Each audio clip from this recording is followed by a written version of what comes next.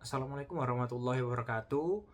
Perkenalkan teman-teman, nama saya Ivan Anadiputra dari kelas AK402 di Universitas Siberasia. Nah, pada kesempatan hari ini saya akan sedikit memaparkan terkait dengan makalah yang sudah saya buat di UTS kemarin, yaitu terkait dengan penerapan good governance dalam peningkatan kualitas pelayanan publik di Indonesia.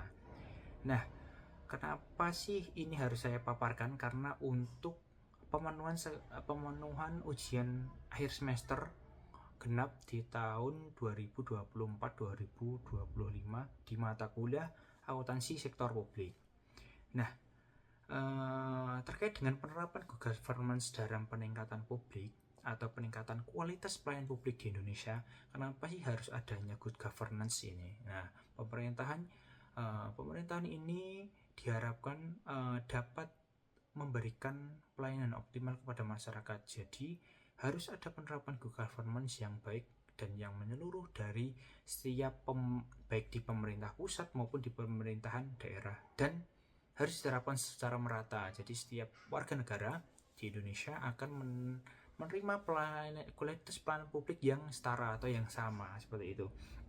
Nah, untuk latar belakangnya kenapa sih good governance ini harus diterapkan baik di tingkat pusat maupun di daerah di negara kita Indonesia ini, yaitu yang pertama, paradigma yang penting dalam pengelolaan pemerintahan yang modern baik dari tingkat pusat maupun sampai dengan tingkat daerah.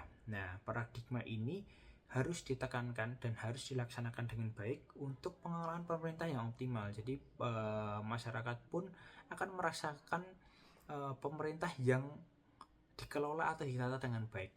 Nah, krisis kepercayaan, kemudian masyarakat yang menuntut terkait dengan pelayanan publik yang optimal, terbuka, itu akan diterima masyarakat dengan sepenuhnya. Kemudian yang kedua yaitu tuntutan masyarakat terhadap pelayanan publik yang efisien, transparan, akuntabel. Nah, masyarakat ini seringkali untuk masyarakat baik di pusat ataupun di daerah kota ataupun di daerah desa, mereka memerlukan penanganan atau pelayanan publik yang cepat, tepat, efisien, dan terbuka. Jadi masyarakat ini memerlukan informasi yang utuh atas pelayanan publik. Jadi mereka untuk pelayanan publik ini mereka sangat membutuhkan atau sangat memerlukan pelayanan publik yang cepat untuk di masa sekarang. Nah, kemudian yang ketiga yaitu upaya penerapan prinsip-prinsip good governance secara konsisten. Nah, prinsip-prinsip good governance yang ada harus diterapkan secara konsisten di dalam pemerintahan secara menyeluruh. Nah, kemudian yang keempat yaitu krisis kepercayaan terhadap pemerintah. Ya, ini seringkali akhir-akhir ini sering terjadi, yaitu demo ataupun apa terkait dengan masyarakat yang kurang menaruh kepercayaan kepada pemerintah atau tata kelola di pemerintah untuk pelayanan publik yang mereka terima. Makanya harus adanya penerapan good governance di seluruh lembaga-lembaga yang melaksanakan pelayanan publik terhadap pemangku kepentingan, yaitu masyarakat. Kemudian yang kelima yaitu adanya good governance yang tertata dengan baik ataupun yang sudah diterapkan dengan baik di setiap lembaga di pemerintahan, itu diharapkan mampu menciptakan sinergi antara pemerintah, kemudian antara sektor swasta, ataupun nantinya masyarakat. Yang masyarakat ini dibutuhkan untuk memberikan masukan atau usulan serta kritikan kepada pemerintah apabila pelayanan yang mereka dapatkan dirasa kurang optimal atau kurang apapun itu, kurang efisien ataupun kurang akuntabel. Jadi pemerintah dapat melakukan perbaikan untuk perbaikan nantinya ke depannya gitu. Jadi pemerintah pun memerlukan masukan dari baik masyarakat. Nah, kemudian pada penjelasan atau pembahasan hari ini, rumusan masalah yang saya angkat yaitu ada 3. Ini yang pertama, apa saja sih prinsip utama dari good governance? Yang kedua, bagaimana penerapan good governance dalam pelayanan publik di negara kita yaitu Indonesia. Kemudian yang ketiga yaitu apa saja hambatan dalam implementasi good governance di Indonesia. Nah, nanti akan sedikit kita bahas walaupun tidak secara menyeluruh. Nah, yang pertama yaitu prinsip-prinsip good governance. Ya, prinsip good governance yang nomor satu yaitu partisipasi atau participation. Nah, kenapa sih good governance ini prinsipnya partisipasi? Yang pertama yaitu setiap warga negara itu memiliki hak yang sama untuk sama-sama berpartisipasi untuk menentukan kebijakan yang akan dilaksanakan oleh pemerintah. Jadi mereka dapat memberikan usulan atas rencana kebijakan yang akan dilaksanakan. Jadi mereka dapat secara langsung ataupun tidak langsung. Nah, tidak langsung ini mereka dapat mewakilkannya kepada lembaga perwakilannya yang ada di pusat maupun di daerah. Nah, kemudian yang kedua yaitu supremasi hukum atau rule of law. Nah, prinsip ini menerapkan bahwa hukum itu menjadi acuan atau pedoman tertinggi dalam suatu penegakan hukum. Jadi hukum menjadi tingkatan tertinggi untuk menyelesaikan suatu masalah baik secara sosial maupun politik. Jadi harus ditaati oleh setiap warga negara, harus ditaati oleh masyarakat dan pemerintahannya juga, sehingga tidak ada intervensi dari pihak manapun. Kemudian yang ketiga yaitu transparansi, yaitu harapannya prinsip transparansi ini dapat diterapkan untuk good governance, yaitu pemerintah dapat menjalankan secara terbuka atau memberikan informasi yang dapat diakses secara menyeluruh oleh seluruh masyarakat.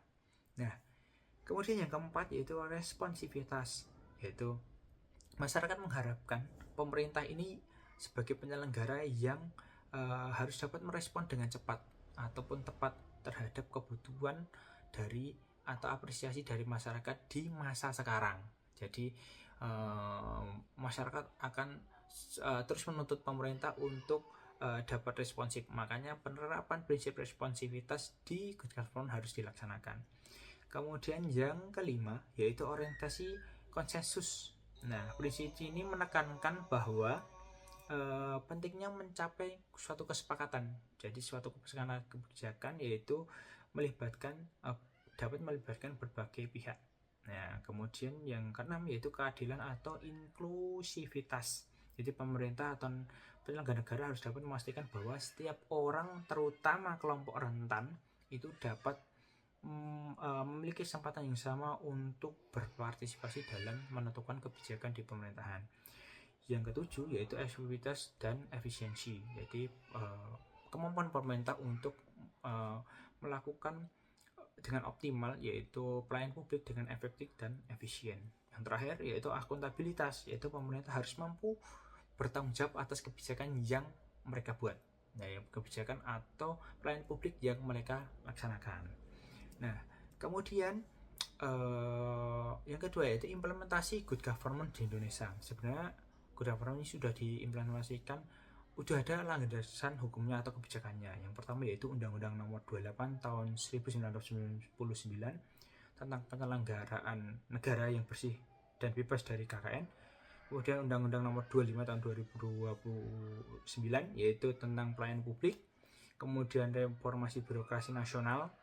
Kemudian yang keempat SPIP yaitu Sistem Pengendalian Intern Pemerintah, dan SAKIP yaitu Sistem Akuntabilitas Kinerja Instansi Pemerintahan. Kemudian contoh yang nyata dari penerapan good governance di Indonesia yaitu yang pertama transparansi dan akuntabilitas keuangan di bidangnya, yaitu penggunaan aplikasi e-budgeting, e-procurement dan e-planning di berbagai daerah. Kemudian laporan keuangan pemerintah yang diaudit oleh BPK secara langsung. Kemudian dalam bidang pelayanan publik contohnya yaitu penerapan mall pelayanan publik, kemudian inovasi digital. Dan untuk partisipasi publik yaitu musyawarah perencanaan pembangunan atau musrenbag dan keterlibatan LSM dan masyarakat dalam penyusunan rencana pembangunan jangka menengah daerah. Nah, tujuan penelitian ini yaitu untuk yang pertama mengidentifikasi prinsip-prinsip good governance, yang kedua menganalisis penerapan good governance dan pelayanan publik, yang ketiga yaitu menyampaikan rekomendasi strategis atau usulan untuk mengatasi hambatan penerapan good governance. Nah, kendala good governance di Indonesia ini penerapannya yaitu yang pertama masih banyaknya korupsi yang terjadi baik di tingkat pusat maupun daerah. Yang kedua yaitu birokrasi yang berjalan yang belum berjalan dengan baik. Lalu banyaknya di birokrasi, tingkatannya masih banyak. Ketika itu kesenjangan sumber daya alam, manusia maupun teknologi. Jadi setiap daerah itu sumber daya itu berbeda-beda. Jadi baik itu pendidikannya ataupun apanya. Kemudian teknologi digitalnya pun belum bisa diterapkan dengan baik karena keterbutuhan sumber daya itu sendiri. Yang keempat yaitu kurangnya partisipasi dari masyarakat yang ditunjukkan dengan rendahnya kesadaran dari masyarakat akan terlibat aktif untuk penentuan kebijakan. Jadi masyarakat seringkali menganggap kebijakan ini, oh ya udahlah, kebijakan ini yang menerapkan pemerintah kok, usulan kita, banyak masyarakat yang tidak menyampaikan usulan atau atas kebijakan yang akan dilaksanakan. Nah, upaya perbaikan yang saya tawarkan yaitu ada 4, yaitu yang pertama digitalisasi pemerintah melalui SPBE, sistem pemerintahan yang berbasis elektronik. Jadi setiap daerah nantinya dapat menerapkan kebijakan pelayanan publik yang sama dan setara, yaitu terpusat, yaitu dengan perbaikan dari SDM dan perbaikan dari teknologi digital yang ada di setiap daerah. Kemudian yang kedua yaitu peningkatan kapasitas ASN melalui pelatihan dan rekrutmen berbasis komputer, jadi atau kompetensi. Jadi setiap ASN yang diterima nantinya dia akan terus mengembangkan kompetensinya melalui pelatihan ataupun melalui pembelajaran yang didapatkan untuk meningkatkan kualitas daripada pelayanan publik di Indonesia. Yang ketiga yaitu penguatan lembaga pengawas seperti KPK, Ombudsman, BPK, dan Bawaslu untuk mengawasi pelayanan publik yang diterima di masyarakat. Apabila ada suatu pelayanan publik yang tidak sesuai, akan langsung dilakukan perbaikan oleh lembaga pengawas tersebut. Kemudian yang keempat yaitu transparansi anggaran melalui keterbukaan informasi publik dan keterlibatan masyarakat sipil. Jadi akan disediakan web atau disediakan platform atau media sosial yang dapat diakses oleh seluruh masyarakat, sehingga setiap pelayanan publik ataupun setiap anggaran yang dikelola oleh pemerintah itu dapat dilihat oleh masyarakat bahwa anggaran tersebut dapat dipertanggungjawabkan dengan baik terkait dengan pelayanan yang diterima oleh atau dijalankan oleh pemerintah pusat maupun daerah. Nah, kemudian apa sih manfaat dari penelitian yang kita lakukan atau kita tuliskan pada makalah ini? Yang pertama yaitu menambah ilmu pengetahuan terkait dengan tata kelola pemerintahan yang baik. Nah, yang kedua memberikan gambaran dan beberapa usulan solusi nyata kepada pemerintah dalam rangka penerapan prinsip-prinsip good governance di pemerintah pusat maupun di pemerintahan daerah. Yang ketiga menjadi masukan penting dalam perumusan kebijakan publik terkait dengan peningkatan pelayanan kepada masyarakat. Yang keempat yaitu mendorong perubahan budaya birokrasi dari yang dulunya itu bersifat tertutup ataupun bersifat kurang cepat ataupun lamban menjadi lebih terbuka dan lebih efektif, efisien, serta responsif dan proaktif terhadap kebutuhan masyarakat atau apresiasi dari masyarakat. Nah, dalam penelitian ini atau dalam penulisan makalah yang saya tuliskan, yaitu ada beberapa tinjauan pustaka yang saya gunakan sebagai acuan dalam penyelesaian makalah atau penyelesaian pembahasan di penerapan good governance di peningkatan kualitas pelayanan publik. Yang pertama yaitu dari United Nations Development Program. Ya, yang kedua yaitu dari World Bank terkait dengan governance, the World Bank Experience. Kemudian dari jurnal dari Dwianto di 2006 mewujudkan good governance melalui pelayanan publik, yaitu di Universitas Gadjah Mada. Kemudian jurnal dari Sulaiman M yaitu Good Governance dan Pelayanan Publik di Era Digital. Kemudian yang kelima dari Kemenpan RB yaitu Laporan Reformasi Birokrasi Nasional. Kemudian jurnal dari Santoso yaitu Transparansi dan Akuntabilitas Pemerintahan Daerah dan Perspektif Good Governance. Nah,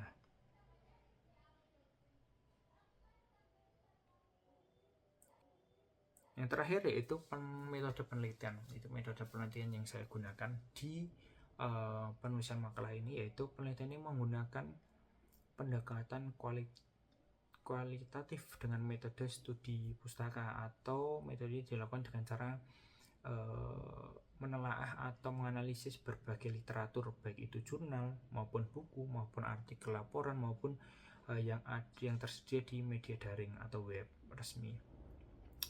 Kemudian sumber data dalam penelitian ini bersifat sekunder yang diperoleh dari jurnal ilmiah, website ataupun artikel, serta dokumen kebijakan publik.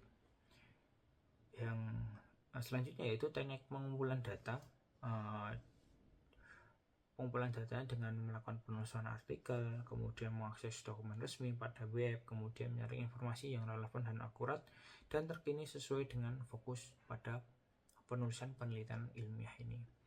Kemudian yang keempat yaitu teknik analisis data, yaitu data yang diperoleh dianalisis dengan menggunakan analisis isi konten, atau yaitu dengan mengkaji secara mendalam dari literatur ataupun acuan daripada jurnal, artikel ataupun buku yang didapatkan dari web resmi atau dari media daring. Nah, mungkin sedikit yang dapat saya sampaikan, semoga menjadi pembelajaran bagi kita semua, semoga menjadi manfaat yang baik dari penambahan ilmu pengetahuan terkait dengan penerapan good governance di Indonesia, dan nantinya juga kita harapkan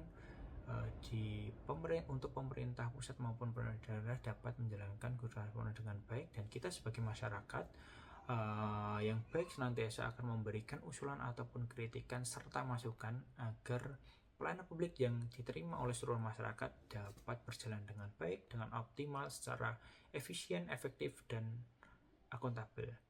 Demikian yang dapat saya sampaikan, kurang lebihnya saya mohon maaf. Wassalamualaikum warahmatullahi wabarakatuh.